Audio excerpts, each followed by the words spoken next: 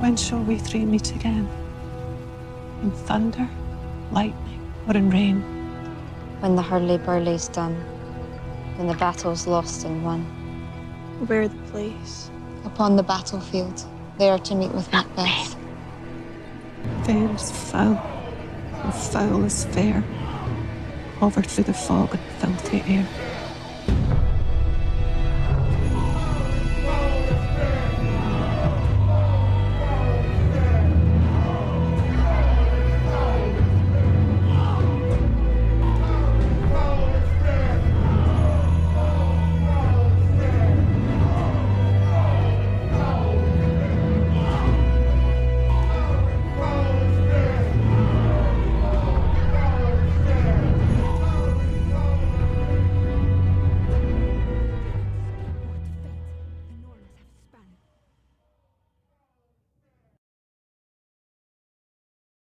Thoughts are expressed via language.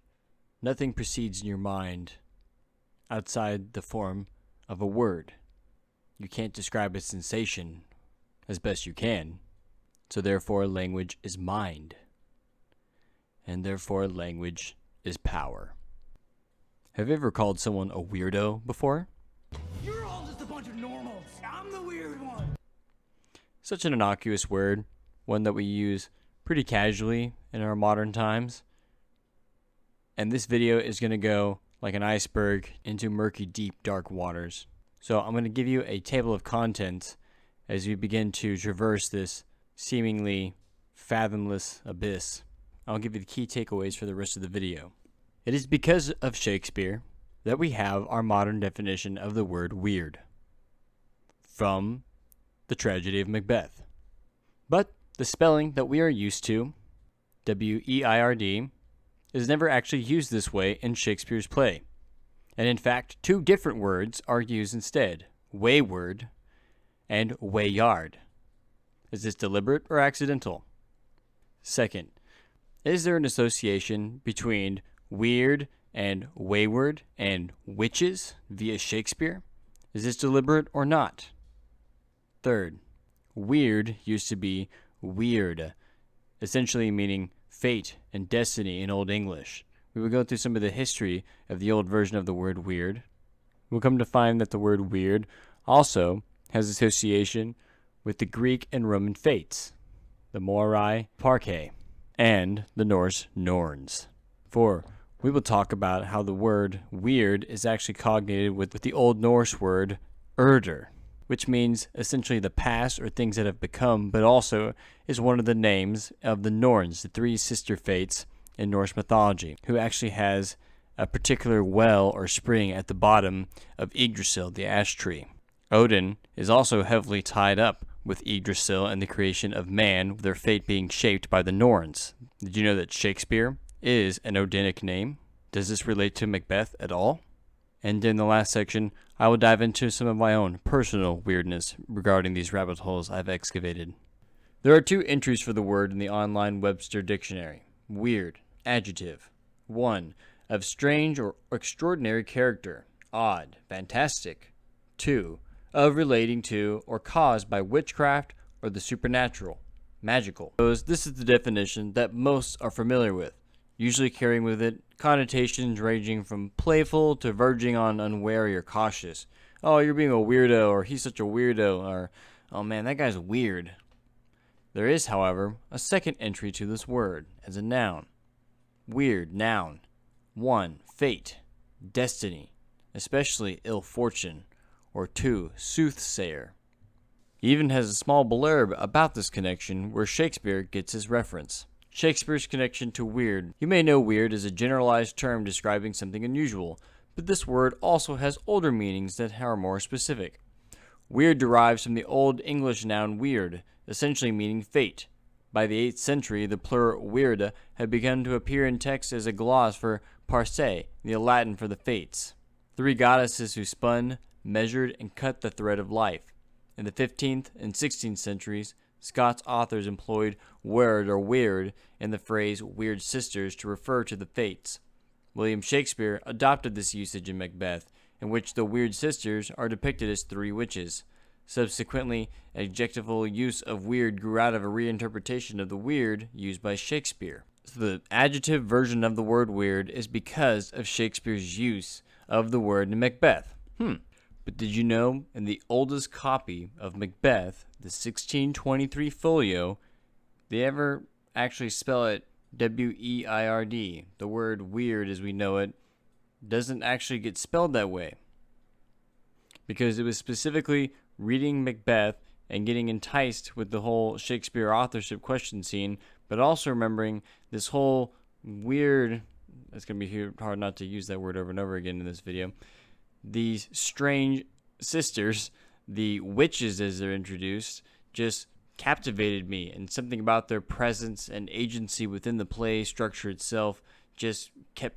having me come back, and I started to just keep finding more and more rabbit holes to explore, and sometimes I think I'd find that these rabbit holes would start to connect to one another. So let's look at the other publication data that we have on the printing itself and the text.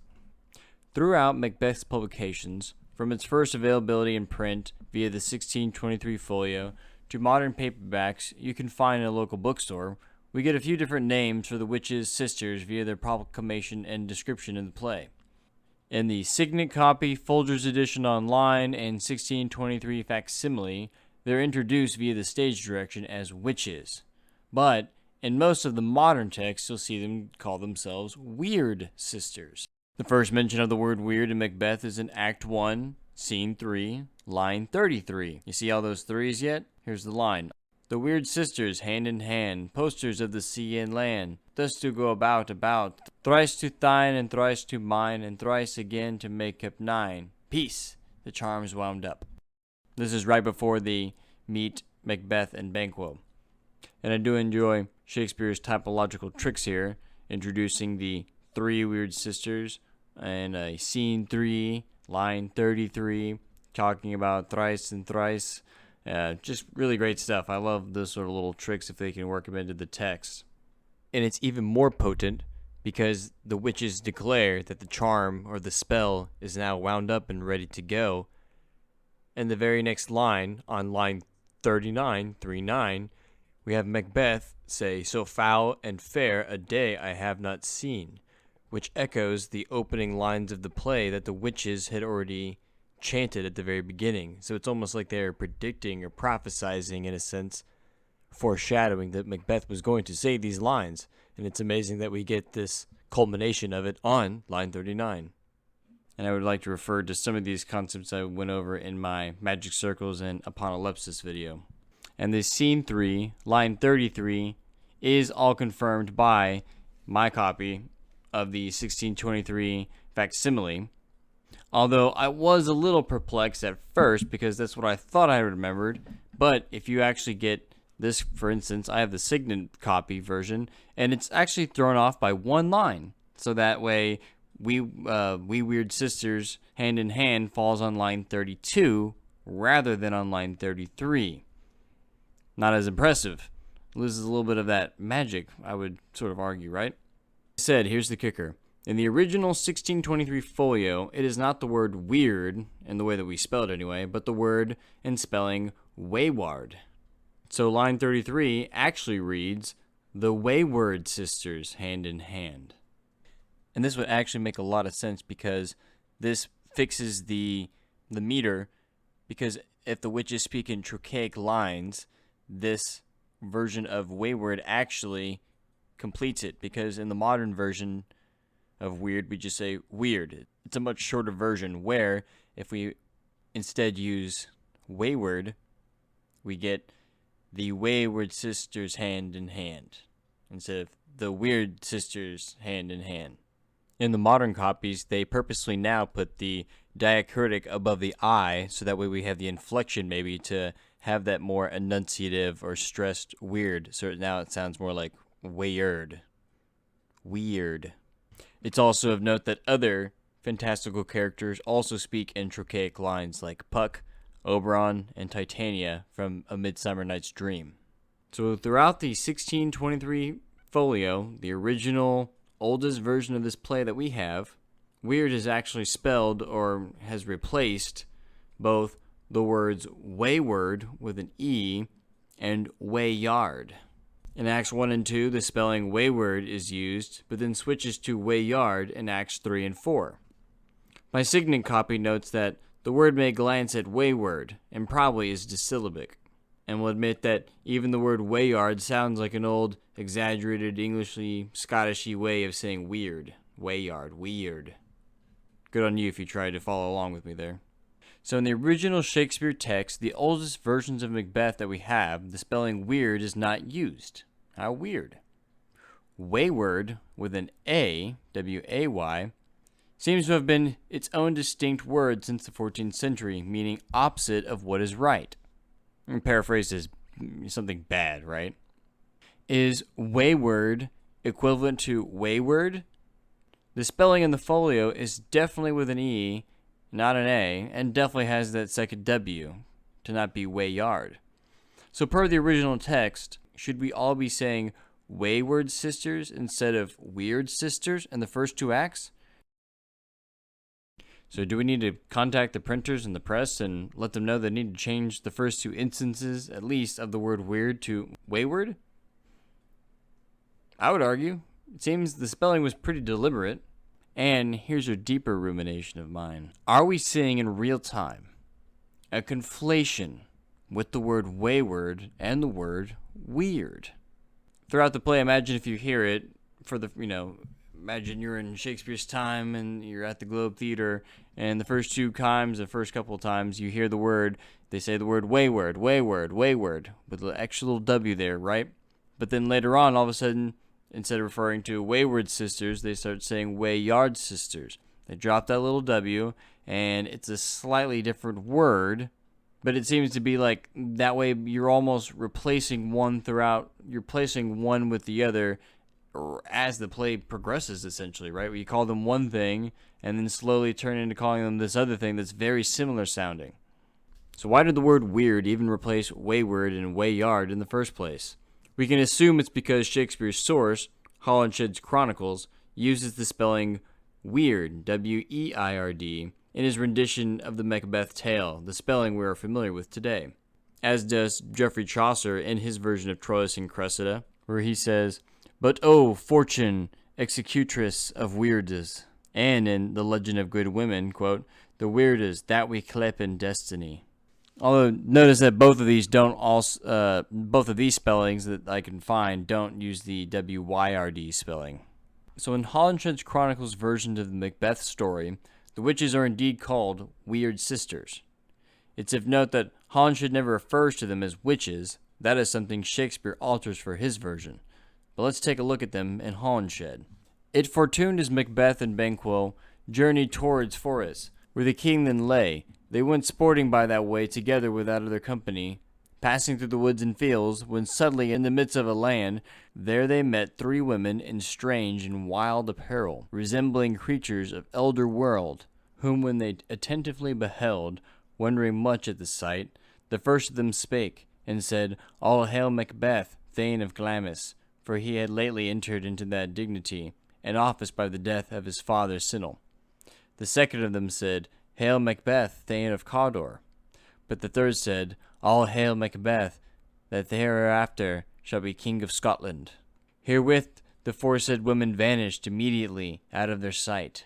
This was reputed at the first, but some vain fantastical illusion by Macbeth and Banquo, insomuch that Banquo would call Macbeth in jest King of Scotland, and Macbeth again would call him in sport likewise the father of many kings. But afterwards the common opinion was that these women were either the weird sisters, that is, as you would say, the goddesses of destiny, or else some nymphs or fairies, induced with knowledge or prophecy by their necromantical science, because everything that came to pass as they had spoken. For shortly after the Thane of Cawdor, being condemned at Forres of treason against the king committed, his lands, livings, and offices were given of kings liberally to Macbeth. The description, while involving being of wild apparel and of the elder world, in combination with the word nymph or fairy, might throw off an impression of these Holinshed sisters, since in modern times they are colloquially referred to as witches, and I would argue are the collective unconscious representation of the witch archetype. Fair is foul and foul is fair. Double, double toil and trouble.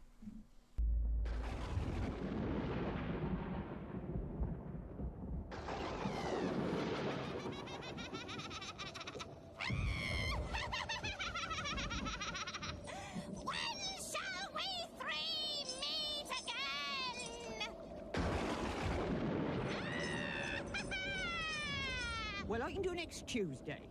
From pop culture to things like Hocus Pocus still pushing this weird sister representation. King now he is, but each of you shall in turn be king. I say thee nay, weird sisters. My king, we must not take seriously the ravings of 3 old bedlams. You speak wisely, Macbeth.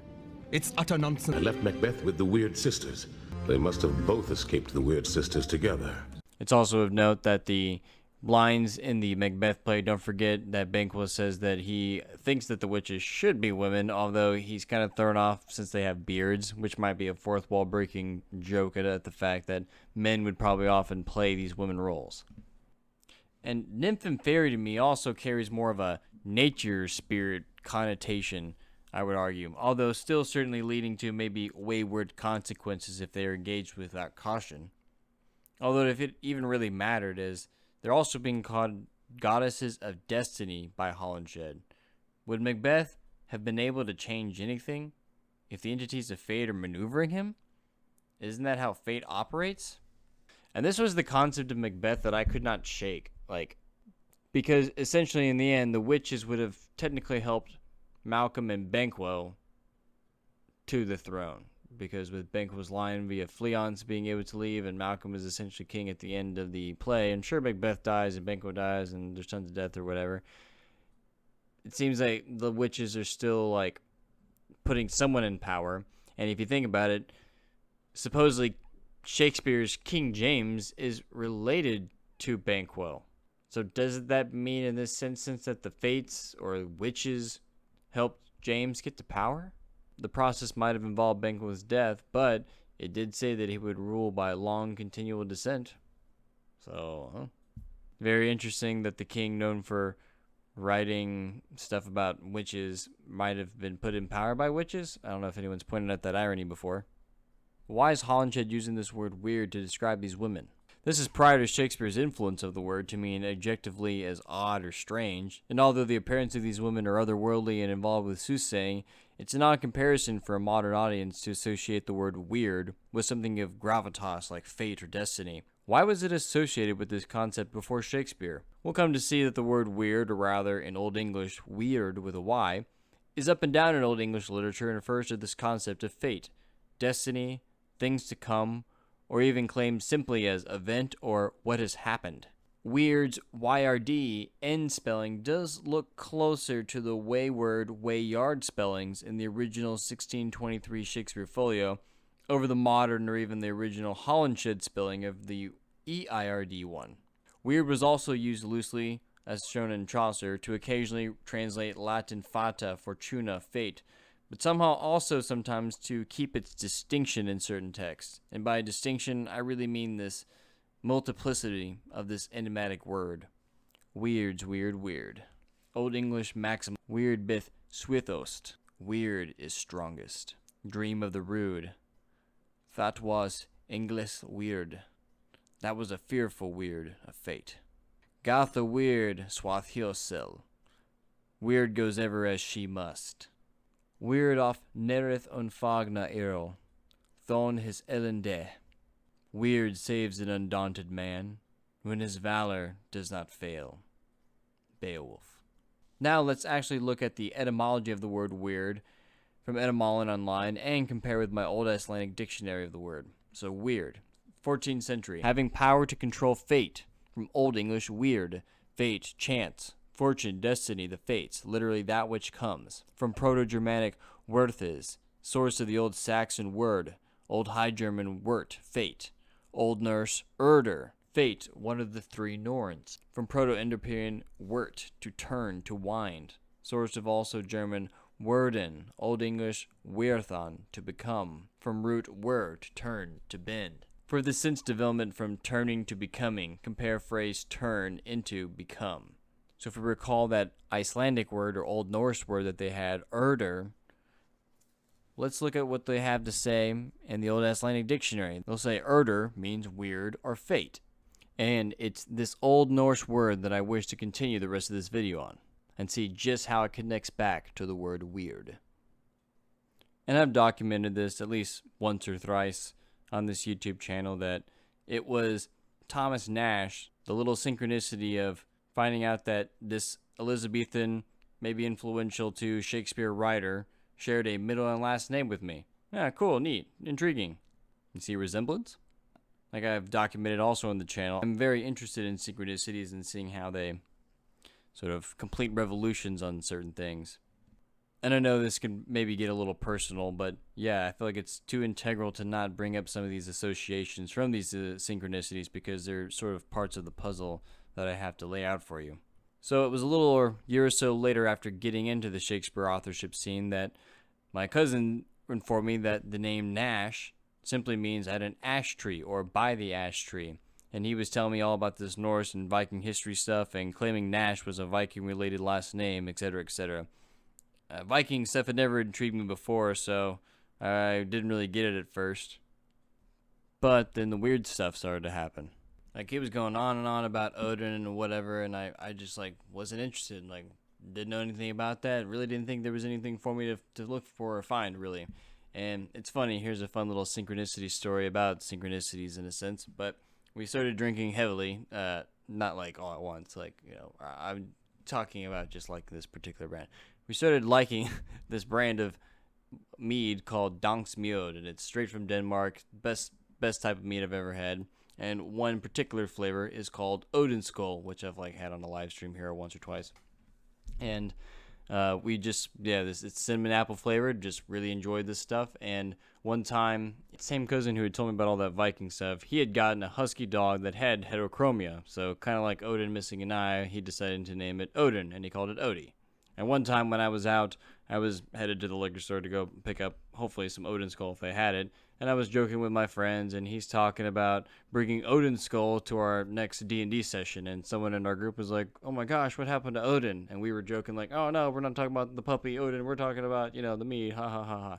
And so I'm like at the liquor store, I actually found what I wanted. I found a bottle of Odin Skull, and I'm checking out as this is happening real time, and I'm sort of laughing at it. And the cashier guy, you know, checks it, and he's like, hey, this is a pretty cool looking bottle, because everyone thinks they look really cool. And I was like, oh yeah, you know, Odin Skull, you know, blah, blah, blah, blah, I really like D&D, and like, look at what, you know, this funny text about my cousin's dog named Odin. And this cashier guy, you know, kind of like me, you know, white average male guy, you know, maybe longer blonde hair, but he was just looking at me dead in the face. And I was like, what's going on? And he just points to his name tag. His name was Odin. Okay, you know, fun story, but, you know, a little tangent, but I thought it's just another part of this fun little story that I continually share on this channel about the weirdness about all the synchronicity aspects to this. And so, something about Odin eventually sparks my curiosity, like I was stepping into an ancient mystical library from a dream I had forgotten as a child. And I don't want to bore you here, because I would point you towards my Gods of Shakespeare video where I attest that Shakespeare itself is an Odinic name, but I would also like to now add that the ash tree is also essential to the Norse cosmology, and even part of the Viking culture itself, because they were in fact called ashmen, for their spears were known to be carved of ash wood. Spears are also the choice weapon of Odin. And I would just like to remind you that the last name Nash is floating around the Shakespeare scene, be it either the Thomas Nash that's the well-known pamphleteer that people will say that lots of lines from Shakespeare are very Thomas Nash-esque, or there's the fun fact that a Thomas Nash is like married Shakespeare's granddaughter, and that's like always known for, so that's kind of funny.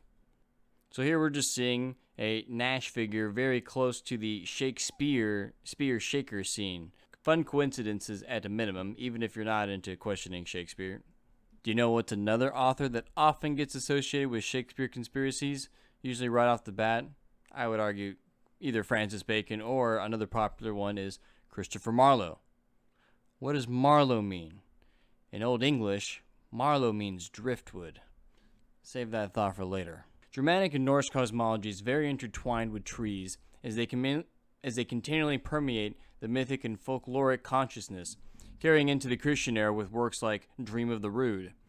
According to Völuspá, aka the Sirius' prophecy and the Poetic Edda, we are introduced in the Norse cosmology to Erder or Wyrd and the other Norns, Odin and his brothers, and the creation of the first male and female humans. The Völuspá's setup is that Odin has traveled to the underworld to resurrect or awaken a dead sleeping Jotun Sirius, whom Odin interrogates about the past and future. This is where we are given the scene of Odin and his assumed brothers walking along a shore and finding driftwood, specifically named Asker and Emblu. Asker is without a doubt to mean ash wood, and Emblu to mean either elm wood potentially or even maybe vine. Up for debate. Let's look at stanza 17 from the Völuspá in Old Norse and in English, where Asker and Emblu are introduced. And here's a couple different versions from various decades that I'll post up from you, from as recent as 2023 all the way back to the early 1900s. But you'll see that it's always the same, that Ask and Embla are found by three gods. Until three came from that company, strong and kind, Aesir to a house. They found on the shore, with little strength, Asker and Embla lacking fate. Lacking fate. Fateless. With fate unwoven, as we'll see in these different renditions. Here it's repeatedly translated that ash and elm are lacking fate, or fateless, or fate unwoven, stemming from this word orlog lasa, from orlog, or to mean out or from beyond, and log as in logic or law. So orlog would mean something like beyond law or maybe outside of logic. So ash and elm were lacking orlog, and after the tripartite godhead of Odin, Honir, and Loder gave breath, color, and mind to ash and elm, thus humans now had the potentiality for orlog, meaning one's own potential for story, meaning telos. So Odin is not only hanging himself from ash trees, but is also creating the first human Pinocchios from ash driftwood too. In the very next Völuspá stanza 19, after Ash and Emblu's creation by the Super Odin brothers, we get mention of Yggdrasil, the world ash tree. Ask veit extanda, hetir Yggdrasil, har Bathmer ossen hevita art, tharthin kolma dogvar, thar sadalafala, stender a ifirgronen erder bruni. Written into English, I know a standing ash, it's called Yggdrasil, a tall tree doused with white mud. From there come dews, those that fall in dales. It always stands green above Erder's spring. Sometimes you'll see it and Jackson Crawford has it at Earth's Well. And in our early 1900 versions, we'll see O'er the Well of Wyrd from Bray, 1908. So immediately after the creation of man by Odin and his brothers, we are introduced to the first Norn, although they're not called that. We're introduced to the first one, and that is erder, earth, which, as you'll remember, is cognated with our English version of the word weird. And I guess she also has the real estate claim on the magic well or spring that's at the bottom of the roots of the ash tree. We're shown the rest of the Norn sisterhood in the next stanza.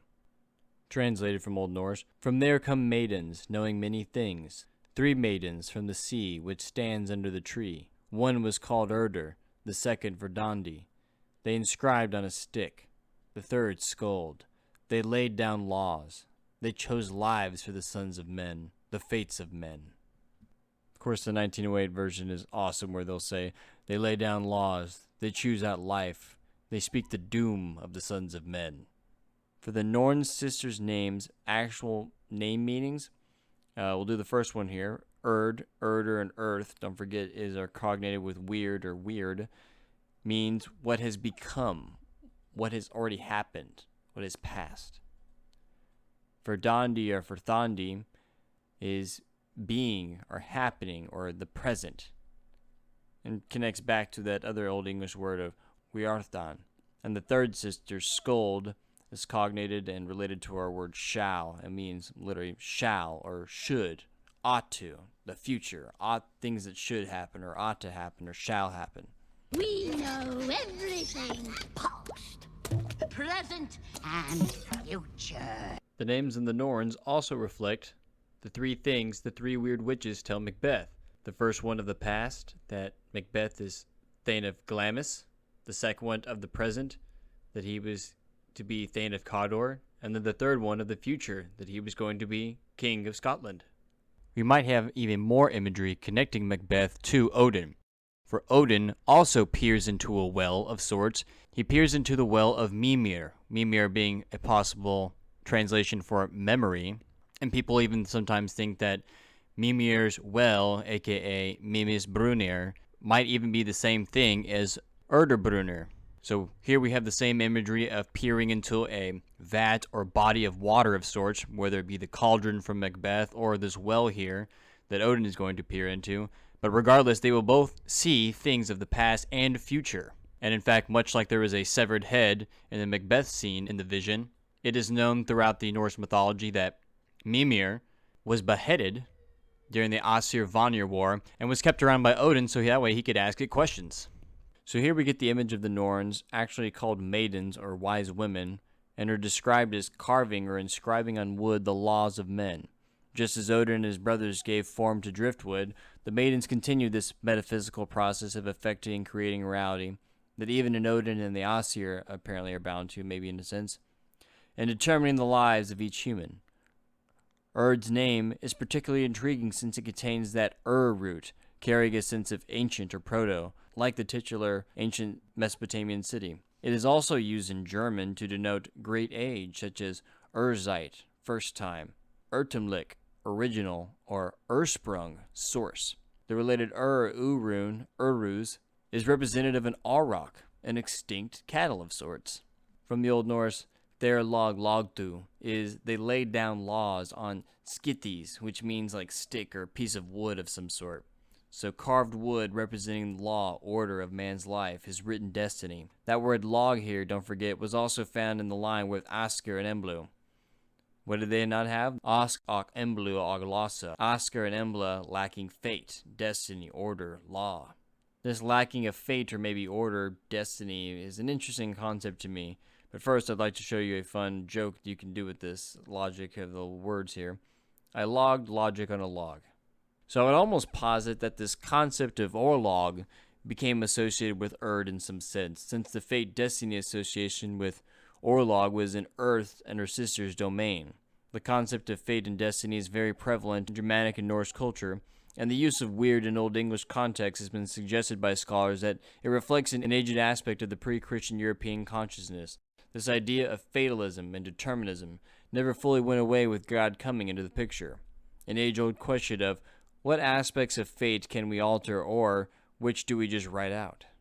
And so actually the Norns, sort of a misconception here in a few cases, is that the Norns, although commonly you'll see them associated with weaving, in the Voluspa, it seems that they're actually carving instead, which would make sense and sort of relate to the practice of maybe carving runes. And it's really more of the Greek fates that are known for the spinning and weaving, and their names actually mean the process of weaving or spinning. But in Volandarkvita, you actually do get an instance of some three sisters or three ladies spinning together, actually also on a shoreline. So whether this weird word trickled down from Scotland, perhaps not without influence of Vikings, or whether it was already established for pre-Christian Saxons as weird, it must have maintained an impression on the Anglo-Saxon mind since its concepts are repeatedly juxtaposed to explaining God's control of weird and fate in the literature. I've seen scholars suggest that this means Christianity wasn't so uniform nor conversion as totalizing as previously understood. This concept of weird seemed to linger on the barbarian's mind into the era of English Christian writings after the given conversion dates. But eventually Shakespeare uses it, borrowing from Holinshed, and weird starts to lose its historical properties, literally referring to the past, ironically, and refers more to the unconventional or uncanny appearances or sometimes mood via the performance memes of Shakespeare's witches or weird sisters. Once again, as I asked in the Gods of Shakespeare article, how aware was Shakespeare of his name's connection to the subjects he writes about? From Hamlet to Macbeth, he seemed to have been destined for such a task. Or like me, maybe he found the same clues I did just by exploring his own etymological lineage. But I think it is of note that we don't really remember Wyrd anymore as a sacred sister of destiny anymore. It's just strange, bizarre, if not ill and nasty and off-putting. How weird is that? And almost like Wyrd begins to take on this bizarre, autological, recapitulated meaning of itself. The word weird is weird. And it also breaks the I before E rule. And I don't really know how to push this particular next thought, but this idea of perjuration, or the slow changing of connotation of words, sometimes maybe they're positive, but in this circumstance I'm talking about negative, and in the sense that, not to be crass, that if we have two words for a dog, in the sense that one word was a female version, one was a male, we'll take the word bitch and the word stud. Stud on the male side definitely did not take a hit to its reputation, essentially, right? If anything, it's got a neutral, if not a heightened level. Oh, you're a stud. That's a compliment. Whereas bitch has definitely taken on a negative connotation in a sense. And I've seen some argue that it's more of the female conjugated words that end up with this perjuration phenomenon happening to them. And it just so happens that, like I said, one of the most powerful mythological beings, a sister of fate, is literally reduced to a grubbing, nasty witch on the ground, essentially, in Macbeth's play. And this also does connect back to my prediction about Trump and J.D. Vance winning. Just calling it.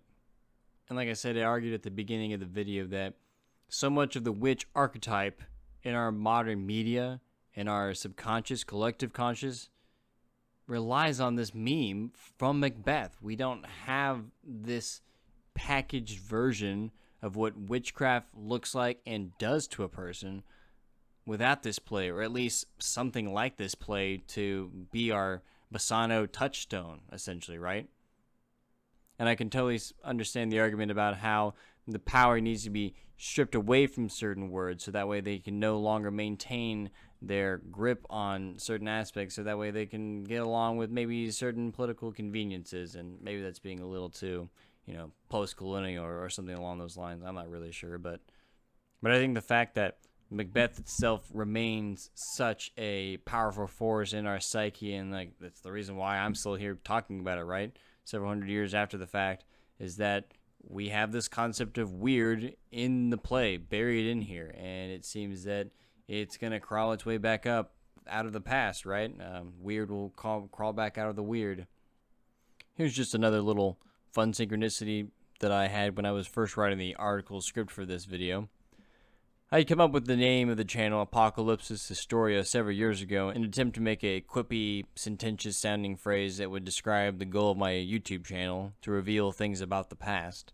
And during the research of this article, as I was on Etymology online, it showed related entries for weird, and one was the word historian. And I was confused by this connection. What does weird have to do with historians? Well, here's the entry. Historian, author of history, as a writer of history in the higher sense, from the 1530s. An Old English word was thadwita, also weird writer, one who writes an account of events, a historian or historiographer. See weird. The classical Latin word was historicus, used as a noun. Holinshed has historian. So weird writer, as one who writes accounts of events, makes total sense, since weird, as we've established, has association with that which has already become, the past, history. So now, weird writer is my new favorite moniker for historian. Has a little bit of that alliterative fling to it too. So was it always weird or orlog or fate that I was supposed to make this video on this subject? Let me try one more attempt with these grammar shenanigans with the word weird. It was weird and weird when I wrote a weird of the word weird. It was fated and uncanny when I wrote the odd history of the word weird. And remember that some of these words that we speak on a daily basis, just offhandedly, casually, were maybe some really powerful concepts at one point in time. And maybe just like how Carl Jung talks about in his Wotan essay, that the dry riverbeds of our consciousness were maybe filled with certain other aspects at one time, or other cultures, but they leave dry riverbeds inside of us that are being waited to be filled up again. And so maybe that's why this word weird captures us so hard, and even why, like I sort of attested, that the Shakespeare Macbeth version is captivating too, because it does call into question, like, yeah, was Macbeth always going to do that? Did the fates really set that in motion? Wasn't it really them that actually kind of got the whole ball rolling? And this is what part of it that makes it timeless. And I don't think this will be the last time I'll be talking on this subject. This is already like the 4th video I've actually done on Macbeth on this channel. And if you liked my weird ramblings on the Macbeth sisters, maybe go check out my other videos that we've done on this subject. Like the video we did on Mother Bombi, which kind of talks about a certain play that's lost to us now, but we are trying to repiece what we know about it and how it relates to the witch archetype in that particular time period. Or you can go see our ratings for the opening scene of Macbeth, all the different film renditions, which I spliced up for the intro for you.